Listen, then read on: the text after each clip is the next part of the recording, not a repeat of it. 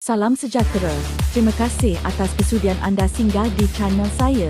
Jika anda seorang penggemar sukan bola sepak tanah air, bantu saya tekan subscribe kerana setiap subscribe anda itu sangat berharga. Terima kasih sahabat baik. Kekalahan kepada Malaysia memberikan kesan mendalam kepada Presiden Persatuan Bola Sepak Vietnam VFF, Tran Coach Tuan. Harimau Malaya menamatkan penantian selama 11 tahun apabila menundukkan pasukan bimbingan Kim Sang-sik dengan keputusan 4-0 pada aksi kumpulan F, pusingan kelayakan akhir Piala Asia 2027.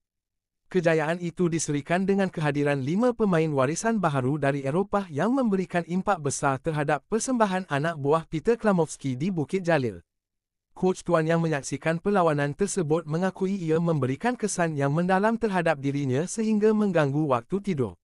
"Saya dah beruban dan tidak boleh tidur selama 2 hari, ujarnya selepas mesyuarat pada 17 Jun lalu. Beliau bagaimanapun tidak mahu Vietnam untuk menggunakan pendekatan sama seperti Malaysia dan Indonesia. Kami telah menganalisis strategi bola sepak dari pelbagai latar belakang. Jika kami menaturalisasikan ramai pemain, ia memang akan menguatkan lagi pasukan kebangsaan tetapi saingan liga akan semakin lemah," tambahnya. Vietnam bakal melayan kunjungan Malaysia pada 31 Mac 2026 di laman sendiri dalam misi untuk merebut tiket ke pentas Piala Asia 2027.